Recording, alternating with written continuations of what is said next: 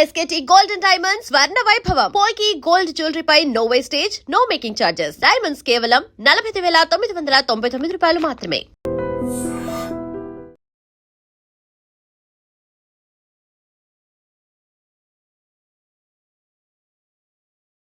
Hydraa commissioner Ranganath post ఉంటుందా ఉండదా అన్న ఉత్కంఠకు ఆల్మోస్ట్ తెరపడిందని చెప్పాలి.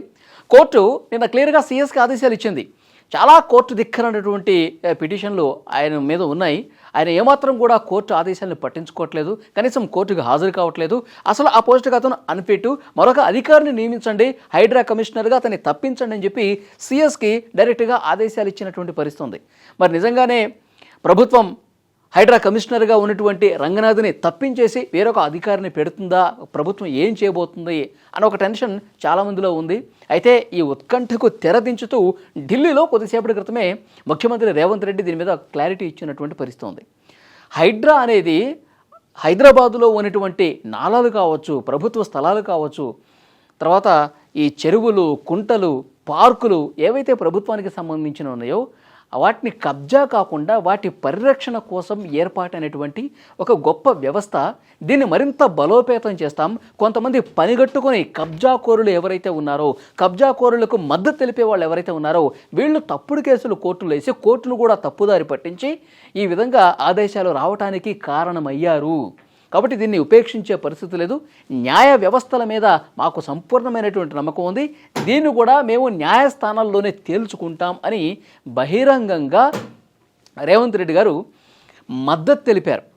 హైడ్రా కమిషనర్గా ఉన్నటువంటి రంగనాథ్కి మద్దతు తెలిపినటువంటి పరిస్థితి ఉంది. కాబట్టి ఆయన్ని మార్చే ప్రసక్తి లేదు. ఏదైనా సరే న్యాయస్థానాలకు వాస్తవాలు చెప్తాం. న్యాయస్థానాల ముందు అసలు వాస్తవాలు ఏంటో న్యాయస్థానం ముందు పెడతాం. ఎందుకంటే కోర్టు ధిక్కరణ పిటిషన్లు చాలానే గతంలో కూడా ఉన్నాయి. బీఆర్ఎస్ హయాంలో రేవంత్ రెడ్డి గారు చెప్పిన మాట ఇది.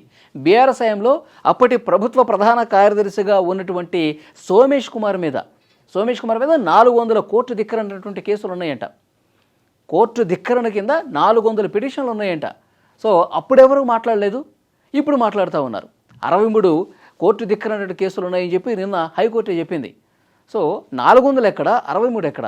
దీనికి ఏం సమాధానం చెప్తారు? అసలు హైడ్రా చాలా క్లియర్గా, చాలా స్పష్టంగా, చాలా బలంగా పని చేస్తుందనడానికి చాలా ఉదాహరణలు కూడా రేవంత్ రెడ్డి చెప్పిన పరిస్థితుంది. బతుకమ్మ కుంటలో 10 ఎకరాలు బీఆర్ఎస్ నేత కబ్జా చేశాడు. మాజీ ముఖ్యమంత్రిగా ఉన్నటువంటి కేసీఆర్ మీద పోలవర్షం కురిపించాడు. మరి 10 ఎకరాలు కబ్జా చేశాడు కాబట్టి ఆ రోజు ఆయన పోలవర్షం కురిపించినటువంటి పరిస్థితి ఉంది. అలాంటి కబ్జాకోరుల ఆటలు సాగట్లేదు కాబట్టి ఈరోజు తప్పుడు కేసు నమోదైందని చెప్తున్నారు. తర్వాత ఇంకా చాలా చాలా ఉదాహరణలు ముఖ్యమంత్రి రేవంత్ రెడ్డి చెప్పారు.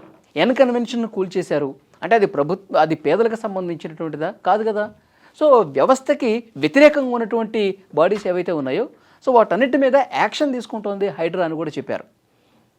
అట్లా పేదలని ఇబ్బంది పెడతా ఉన్నారని చెప్పి అనవసరంగా పోర్ట్రేట్ చేస్తూ ఉన్నారు. ఎక్కడ కూడా పేదలకు సంబంధించినటువంటివి వాళ్ళు నివాసాలు ఉన్నటువంటివి స్టార్టింగ్లో కొన్ని తప్పుడు సమాచారం కారణంగా కొన్ని జరిగి ఉండొచ్చు, మళ్ళీ వాటిని వెంటనే సెటరేట్ చేశాం, కేవలం కబ్జాకోరుల భరతం పడతా ఉన్నాం అని చాలా స్పష్టంగా హైడ్రా కమిషనర్ రంగనాథ్కి మద్దతు తెలియజేస్తూ ఏదైనా సరే మేము న్యాయస్థానాల్లోనే మళ్ళీ పిటిషన్లు వేసి వాస్తవాలేంటో న్యాయస్థానాలకు మళ్ళొకసారి చెప్పే ప్రయత్నం చేస్తామని రేవంత్ రెడ్డి ఈరోజు ఢిల్లీలో ప్రెస్ మీట్లో చెప్పిన పరిస్థితుంది. అసలు హైకోర్టు హైడ్రా కమిషనర్ రంగనాథ్ మీద ఎందుకింత సీరియస్ అయింది, ఎందుకింత గర్వమైంది, అసలు ఆ పోస్ట్కి ఆయన పనికిరాడు అని చెప్పి ఎందుకంత ఘాటుగా మాట్లాడిన పరిస్థితుంది అంటే ఒకసారి ఈ కేసు గురించి మాట్లాడాలి. లోతుకుంట, హైదరాబాద్లోని లోతుకుంటలో సర్వే నెంబర్ 1-2లో శాంతా శ్రీరామ్ అని చెప్పి ఒక కంపెనీకి సంబంధించినటువంటి భూమి ఉంది. సో ఆ భూమి గతంలో కూడా హైకోర్టు తీర్పులు ఉన్నాయి. ఇది ఆ ప్రైవేట్ కంపెనీకి సంబంధించినటువంటి భూమి, ప్రభుత్వ భూమి కాదని చెప్పి గతంలో కోర్టు ఆదేశాలు ఉన్నాయి. అయినప్పటికీ కూడా దీన్ని ధిక్కరించి హైడ్రా కమిషనర్ రంగనాథ్ అక్కడ ఉన్నటువంటి ఫెన్సింగ్ని తొలగించేసి మా భూముల్లోకి వచ్చేశాడు. కోర్టు ఆదేశాలున్నా పట్టించుకోవట్లేదు. అక్కడ స్టే ఉన్నా సరే ఏమాత్రం పట్టించుకోకుండా భూముల్లోకి వచ్చేసాడు. అసలు హైడ్రాకి ఏం అధికారం ఉందని చెప్పి హైకోర్టు సీరియస్ అయింది. కానీ హైడ్రా కమిషనర్ రంగనాథ్ వర్షన్ ఏంటి? ఇప్పుడు మేము ఆ భూముల్లోకి వెళ్ళింది ఈ సర్వే నెంబర్ 1-2 ఇతను చెప్పింది కాదు, ఇతను కోర్టుకు ఒకటి చెప్తున్నాడు. కానీ మేము వెళ్ళింది మాత్రం సర్వే నెంబర్ 243, 255 సర్వే నెంబర్స్ ఏవైతే ఉన్నాయో దీనికి 3 కిలోమీటర్ల దూరం కూడా ఉంది. మేము అక్కడ కబ్జా జరిగింది. అక్కడ ప్రభుత్వానికి సంబంధించిన పెద్ద ఎత్తున భూమి ఉంది, కొండలు ఉన్నాయి, ప్రకృతి సంపద ఉంది. అక్కడ పెద్ద ఎత్తున చెట్లు కూలగొట్టేస్తూ ఉన్నారు. సో అక్కడ అరాచకం జరుగుతుంది, పెద్ద ఎత్తున కబ్జా జరిగింది, విధ్వంసం జరిగింది. కాబట్టి ఇది కరెక్ట్ కాదని చెప్పి హైడ్రా అక్కడ రంగంలో దిగింది. కానీ వీళ్ళు కోర్టుకి చెప్పింది మాత్రం వేరే సర్వే నెంబర్లు వేరుగా చూపించి హైడ్రా మీద బురద జల్లే ప్రయత్నం చేశారు. అంటే కబ్జాకోరులు డెఫినెట్గా హైడ్రాకి 100% వ్యతిరేకంగా పనిచేస్తారంటానికి ఇది నిదర్శనం అని చెప్పి హైడ్రా కమిషనర్ రంగనాథ్ వర్షన్ ఈ విధంగా ఉంది. సో ఇలాంటి కేసులు చాలా ఉన్నాయి. ఎక్కడైతే కబ్జాకోరుల ఆటలు సాగట్లేదో, ఎక్కడైతే బడాబాబుల ఆటలు సాగట్లేదో, ఎక్కడైతే పెద్ద ఎత్తున ప్రభుత్వ భూముల్ని కొల్లగొట్టేసి పేదలకు సంబంధించిన ప్లాట్లను కొల్లగొట్టేసి కబ్జాలు చేశారో అలాంటి వాళ్లే దొంగదారులు ఈ విధంగా పిటిషన్లు వేసి హైడ్రా మీద కోర్టు ధిక్కరణకి కారణమయ్యారు అన్నది హైడ్రా కమిషనర్ చెప్తున్నటువంటి మాట. సో వీటన్నిటిని పరిగణలోకి తీసుకొని వాస్తవాలని తెలుసుకుని మళ్ళీ మేము కోర్టులను ఆశ్రయించి ఈ హైడ్రా మీద చేసినటువంటి ఆదేశాలను వెనక్కి తెచ్చుకుంటాం. హైడ్రా కమిషనర్గా రంగనాథే కొనసాగుతాడు అని పరోక్షంగా రేవంత్ రెడ్డి చెప్పినటువంటి పరిస్థితి ఉంది. సో చూద్దాం నెక్స్ట్ ఏ విధంగా ఉండబోతుంది.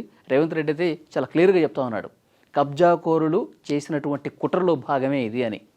సో నెక్స్ట్ డివిజన్ బెంచ్లోకి వెళ్తారా, అక్కడ కూడా ఏమైనా భంగపాటు ఎదురైతే సుప్రీంకోర్టు వరకు వెళ్తారా, ఏదైనా సరే న్యాయస్థానంలోనే తేల్చుకుంటాం అని చెప్తున్నారు. ఇంకొక ముఖ్యమైన విషయం ఏంటంటే హైడ్రాని ఇంకా బలపరుస్తాం, హైడ్రాని ఇంకా స్ట్రెంగ్తన్ చేస్తాం. ఎందుకంటే హైదరాబాదులో ఉన్నటువంటి ఈ ప్రభుత్వ భూములన్నింటినీ కూడా కాపాడాలంటే హైడ్రా లాంటి సమర్థమైనటువంటి వ్యవస్థ ఉండాలి. కాబట్టి 100% ఇంకా బాగా బలంగా పనిచేస్తుంది ఈ వ్యవస్థ అని చెప్పగానే చెప్పారు రేవంత్ రెడ్డి. ఈ వీడియో మీద మీ అభిప్రాయం కూడా కామెంట్ చేయండి.